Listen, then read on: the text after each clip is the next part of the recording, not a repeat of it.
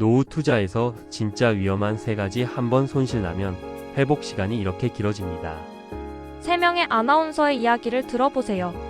노후 투자는 수익률 게임이 아니라 생존 게임입니다.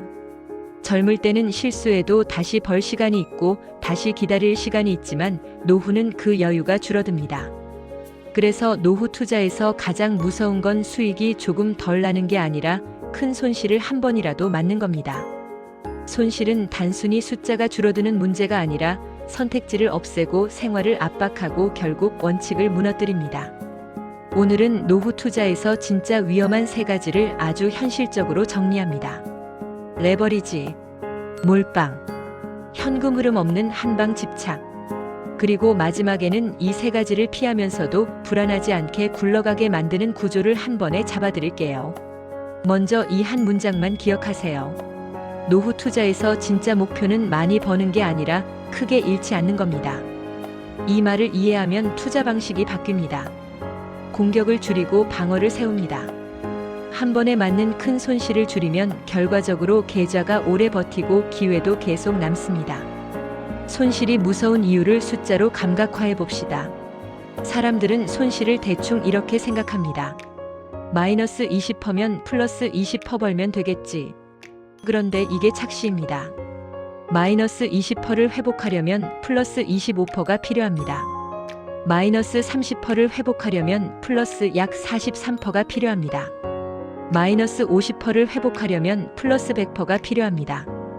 여기서 핵심은 이겁니다. 손실이 커질수록 회복 난이도가 기하급수로 올라갑니다. 노후에는 이 난이도 상승을 견딜 체력과 선택지가 줄어든다는 게 문제입니다. 이게 왜 치명적이냐면 노후 자금은 단순한 투자금이 아니라 생활 시스템이기 때문입니다. 생활비, 의료비, 가족 이벤트, 예상 못한 수리비, 세금, 이런 현실 지출이 계속 끼어듭니다. 그 상태에서 큰 손실을 맞으면 계좌 회복을 기다리는 동안 지출이 계속 나가고 결국 손실 구간에서 팔게 됩니다. 그러면 손실이 손실로 끝나지 않고 손실이 확정이 됩니다. 이 구조가 노후 투자에서 가장 잔인합니다. 이제부터 위험한 세 가지를 하나씩 해부합니다. 레버리지, 비투, 선물, 인버스. 이름만 다르고 본질은 같습니다. 레버리지는 간단히 말해 속도를 올리는 장치입니다. 수익이 나면 빠르게 늘어납니다. 하지만 손실도 빠르게 커집니다. 노후 투자에서 레버리지가 위험한 이유는 수익률 때문이 아니라 심리 때문입니다. 레버리지는 작은 변동에도 계좌가 크게 흔들립니다. 그 흔들림은 곧바로 행동을 바꿉니다. 원래는 장기라고 말하던 사람도 흔들리기 시작합니다. 원래는 분할이라고 하던 사람도 한 번에 결정을 내립니다. 원래는 원칙을 지키던 사람도 예외를 만들기 시작합니다. 레버리지는 계좌를 흔드는 게 아니라 원칙을 흔듭니다. 그리고 레버리지에는 추가로 따라오는 독이 있습니다. 반등이 와도 마음이 편하지 않습니다. 조금만 내려가도 다시 공포가 커지니까요. 그래서 이 사람은 투자자가 아니라 감정 근로자가 됩니다. 차트와 뉴스에 고용된 상태가 됩니다. 노후 자금은 이 상태가 되면 안 됩니다. 노후 자금은 내가 잠들어도 굴러가야 합니다. 내가 바쁘고 컨디션이 안 좋아도 굴러가야 합니다. 내가 세상 일에 흔들려도 굴러가야 합니다. 레버리지는 이 전제를 깨뜨립니다. 여기서 많은 분들이 이렇게 반박합니다. 나는 레버리지를 조금만 쓴다. 나는 손절을 잘한다. 나는 방향을 잘 맞춘다. 그런데 노후 투자에서 중요한 질문은 이겁니다. 내가 잘할 확률이 아니라 내가 한번 삐끗했을 때 버틸 수 있느냐입니다. 레버리지는 삐끗했을 때의 충격을 키웁니다. 충격이 커지면 행동이 바뀝니다. 행동이 바뀌면 계획이 무너집니다. 계획이 무너지면 노후가 흔들립니다. 그래서 레버리지는 노후 투자에서 수익 도구가 아니라 퇴로를 막는 덫이 됩니다. 레버리지를 끊는 실전 기준을 하나 드릴게요. 노후 계좌에는 내가 통제할 수 없는 변수에 의해 강제 청산되거나 추가 증거금이 필요해질 수 있는 구조를 넣지 마세요. 그 가능성이 존재하는 순간 이미 불안의 씨앗이 심어진 겁니다. 노후는 불안을 키우는 구조를 없애는 게임입니다. 몰빵, 한 종목, 한 자산, 한 섹터, 한 국가. 몰빵은 수익이 나면 가장 짜릿합니다. 그래서 사람을 가장 강하게 유혹합니다. 하지만 노후에는 몰빵이 수익을 줄 수 있는 방식이 아니라 리스크를 폭발시키는 방식이 됩니다. 몰빵이 위험한 이유는 단순히 변동성이 커서가 아닙니다. 몰빵은 내 자산의 운명을 하나의 스토리에 맡기는 겁니다. 그 스토리가 틀리거나 예상보다 오래 걸리면 내 인생 계획 자체가 같이 밀립니다. 예를 들어 한 종목이 정말 좋은 기업일 수 있습니다. 하지만 좋은 기업이라고 해서 내 계좌에 좋은 타이밍만 주는 건 아닙니다. 좋은 기업도 하락합니다. 좋은 기업도 시장 분위기에 묶입니다. 좋은 기업도 규제와 사고와 경쟁에 맞습니다. 그리고 무엇보다 중요한 건 이겁니다. 내 노후 지출 일정은 기업의 회복 일정과 상관이 없습니다. 노후의 몰빵이 치명적인 순간은 보통 이런 흐름으로 옵니다. 처음엔 확신이 있습니다. 그래서 비중이 커집니다. 오르면 더 확신이 생겨서 더 들어갑니다. 그러다 하락이 옵니다. 이때 사람은 두 가지 중 하나를 합니다. 더 사서 평균 단가를 낮추거나 그대로 버티면서 기다리거나 둘 다 틀렸다고 말하는 게 아닙니다. 문제는 그 과정에서 현금이 말라가고 심리 여유가 없어지고 결국 생활 지출과 부딪히는 순간이 온다는 겁니다. 그때는 선택이 없습니다. 손실 상태에서 일부를 팔아 생활비를 만들거나 다른 자산을 팔아 메우거나 대출을 쓰거나 이 선택들은 모두 투자 효율을 망가뜨립니다. 왜냐하면 투자는 계획대로 할 때 강한데 노후 지출은 계획을 찢어놓기 때문입니다. 몰빵은 지출이 생길 때 버틸 구조가 약합니다. 몰빵을 끊는 실전 기준도 드릴게요. 내 계좌에서 어떤 단일 항목이 내 삶의 안정감을 좌우할 정도로 커졌다면 그건 이미 몰빵입니다. 이 기준을 숫자로 바꾸면 이렇게 말할 수 있어요. 한 항목이 흔들릴 때 내 생활비 계획이 같이 흔들린다면 그 비중은 과합니다. 그 비중이 내 수면의 질을 깨트린다면 그 비중은 과합니다. 그 비중 때문에 가족 앞에서 말수가 줄어든다면 그 비중은 과합니다. 노후 투자는 수익률을 올리는 대가로 삶을 불안하게 만드는 걸 거래하면 안 됩니다.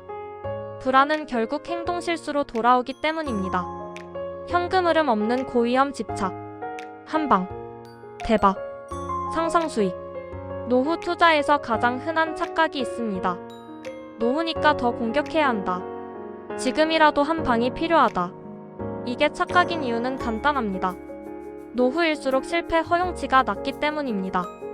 현금 흐름이 없는 자산은 기본적으로 이런 구조입니다. 가격이 오르기 전까지는 아무것도 나에게 주지 않습니다. 그 사이 나는 지출을 해야 합니다. 그래서 결국 나는 버티기를 강제로 하게 됩니다. 이 버티기에는 심리 비용이 들어갑니다. 심리 비용이 커지면 판단이 흐려집니다. 현금 흐름이 왜 중요하냐면 노후에는 투자 수익이 생활과 연결되기 때문입니다. 현금 흐름은 단순히 돈이 들어오는 게 아니라 심리를 안정시키는 장치입니다. 조금이라도 들어오는 돈이 있으면 계좌 전체가 흔들려도 내가 완전히 무너지지 않습니다. 이게 정말 큽니다. 현금 흐름 없는 고위험 집착은 보통 이런 말로 시작합니다. 이건 미래 산업이다. 이건 세상이 바뀐다. 이건 장기다. 이 말들이 틀린 게 아닐 수 있습니다. 하지만 노후 투자에서 중요한 질문은 이겁니다. 그 미래가 내 생활과 충돌하지 않고 올 수 있느냐입니다. 노후는 기다림의 문제만이 아닙니다. 기다리는 동안 나가는 돈의 문제입니다. 기다리는 동안 흔들리는 마음의 문제입니다. 기다리는 동안 내 선택지가 사라지는 문제입니다. 그래서 노후 투자에서 현금 흐름은 선택이 아니라 안전장치가 됩니다. 배당이든 이자든 임대든 어떤 형태든 좋습니다. 핵심은 내 삶이 투자 결과를 매일 확인하지 않아도 굴러가게 만드는 겁니다. 여기서 잠깐. 노후 투자에서 자주 나오는 위험한 신화 5개. 신화 1. 나는 리스크 감수할 수 있다. 현실은 리스크가 아니라 리스크 이후의 생활이 문제입니다. 신화 2. 손절만 잘하면 된다. 손절은 방법이 아니라 실행이 문제입니다. 손절을 실행하는 순간 심리와 자존심과 후회가 동시에 올라옵니다. 노후는 그 부담을 더 크게 느낍니다. 신화 3. 분산은 수익을 떨어뜨린다. 분산은 수익을 떨어뜨리는 게 아니라 파산 확률을 떨어뜨립니다. 노후는 파산 확률을 줄이는 게 1순위입니다. 신화사. 한 번만 맞추면 된다. 노후는 한 번의 대박보다 여러 번의 생존이 이깁니다. 신화옥. 나는 정보가 많다. 정보가 많을수록 확신이 커지고 확신이 커질수록 비중이 커집니다. 노후에서 위험은 정보 부족보다 과확신에서 더 자주 나옵니다. 여기까지 들으면 불안해질 수 있습니다. 내가 지금까지 해온 투자가 다 위험했던 거 아닌가? 내가 너무 늦은 거 아닌가? 그런데 여기서 진짜 중요한 사실이 하나 있습니다. 지금 이걸 알아차린 순간부터 상황은 좋아지기 시작합니다. 투자에서 가장 위험한 사람은 실수한 사람이 아니라 실수한 줄도 모르고 반복하는 사람입니다. 지금은 정리할 수 있습니다. 그리고 노후 투자는 한 번 정리하면 오히려 단순해집니다. 노후 투자는 복잡할 필요가 없습니다. 지켜야 할 건 몇 가지뿐입니다. 큰 손실을 피하기, 현금이 마르지 않게 하기, 생활을 흔들지 않게 만들기. 이 세 가지를 지키면 마음이 편해지고 마음이 편해지면 행동이 안정되고 행동이 안정되면 결과가 따라옵니다. 지금부터는 자책 대신 구조를 바꾸면 됩니다. 레버리지 끊기, 비중 나누기, 현금 흐름 만들기. 이건 능력의 문제가 아니라 설계의 문제입니다. 설계는 바꿀 수 있습니다. 실전용으로 바로 적용하는 노후 투자 구조. 이제부터는 딱 실행으로 연결해 봅시다. 노후 투자 구조는 크게 세 칸으로 나누면 됩니다. 생활 안정 칸, 방어 칸, 성장 칸. 생활 안정 칸은 내가 어떤 상황에서도 생활이 무너지지 않게 만드는 돈입니다. 여기에는 현금성 자산과 단기 지출 대응이 들어갑니다. 이 칸은 수익을 내는 칸이 아니라 멘탈을 지키는 칸입니다. 방어 칸은 전체 변동성을 낮추는 칸입니다. 여기에는 비교적 안정적인 현금 흐름 자산과 분산된 자산이 들어갑니다. 이 칸은 큰 손실을 막는 칸입니다. 성장 칸은 장기적으로 물가와 생활 수준을 따라잡고 조금 더 나아가기 위한 칸입니다. 여기서는 리스크를 가질 수 있습니다. 하지만 몰빵이 아니라 분산이고 레버리지가 아니라 견딜 수 있는 변동입니다. 이 구조의 장점은 이겁니다. 시장 상황이 좋아도 흔들리지 않고 시장 상황이 나빠도 무너지지 않습니다. 그리고 중요한 건 이 구조가 생활비와 충돌하지 않는다는 겁니다. 노후 투자는 이 충돌만 막아도 절반은 성공입니다. 위험 세 가지를 반대로 뒤집은 체크리스트. 레버리지 대신 내가 잠들어도 돌아가는 구조인가? 몰빵 대신 하나가 흔들려도 전체가 버티는가? 현금 흐름 없는 한방 대신 버티는 동안 들어오는 것이 있는가? 이 질문에 예라고 말할 수 있으면 노후 투자 방향은 맞습니다. 마지막으로 가장 현실적인 조언. 노후 투자에서 최고의 전략은 화려한 기법이 아닙니다. 내가 끝까지 지킬 수 있는 평범한 원칙입니다. 그리고 그 평범함을 지키는 힘은 구조에서 나옵니다. 레버리지를 빼고, 비중을 나누고, 현금 흐름을 만들고, 손실이 커지기 전에 자동으로 멈추게 설계하고, 이렇게만 해도 노후 투자는 훨씬 단단해집니다. 정리합니다. 노후 투자에서 진짜 위험한 세 가지는 레버리지, 몰빵, 현금 흐름 없는 한방 집착입니다. 이 세 가지는 전부 공통점이 있습니다. 한번 손실이 나면 선택지가 줄고 그 선택지 감소가 다시 손실을 키운다는 겁니다. 반대로 말하면 구조만 바꾸면 선택지가 늘고 그 선택지 증가가 다시 안정감을 키웁니다. 여러분은 지금 이 세 가지 중에서 어디가 가장 뜨끔하셨나요? 레버리지인지, 몰빵인지, 현금 흐름 없는 한방인지 댓글에 딱 한 단어로만 남겨주세요. 레버리지, 몰빵, 한방. 그 단어만 보고도 거기에 맞는 현실적인 수정 방향을 바로 잡아드릴게요.